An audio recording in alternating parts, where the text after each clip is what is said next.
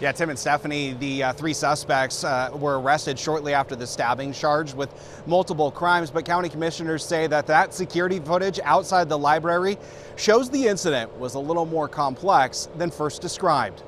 The three suspects each appearing in court on Tuesday. Anthony Nicholas, Jariah Williams, and Daviana Anderson are each facing multiple felony charges. On August 25th, the stabbing outside the Central Library left a 44-year-old man injured and 3 people facing felony charges. Portland police initially said that the victim observed a disturbance and tried to intervene. But Commissioner Shannon Singleton says the video released by the county tells a different story. This idea that they were a disturbance pretty quickly was a question for me.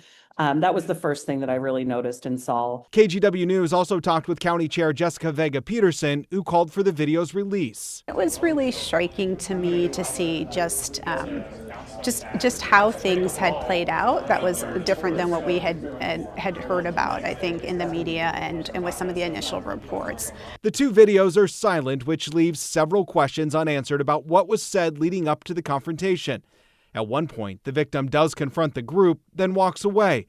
But a short time later, the group walks across the street and a confrontation occurs.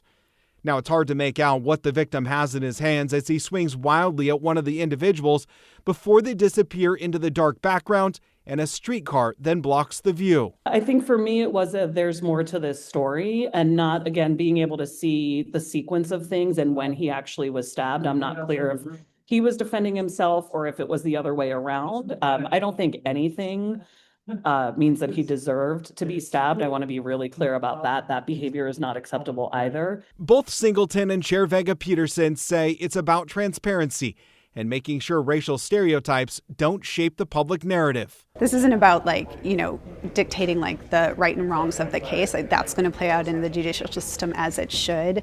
We all want to make sure that justice is served, that there's accountability, and that we have safe places. But for me, the concern was just being really conscious of how we are talking about and portraying young Black people and making sure that we're not falling back on kind of racial stereotypes. In the end of the video, you do see the victim walk across the street and then police arrive. The victim was then taken to the hospital for treatment.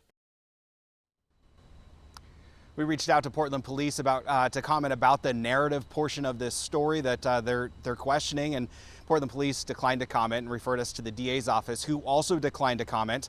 Now, the district attorney, Nathan Vasquez, did release a statement as Chair Vega-Peterson was calling for the release of that video, saying, quote, "It is not the role of the district attorney's office to try criminal cases via press releases, headlines, or social media commentary.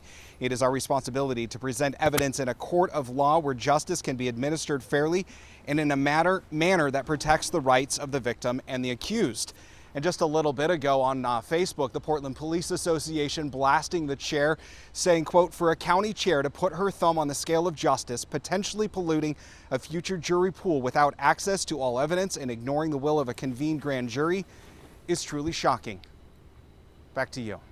All right, Devin, thanks for following up on all this.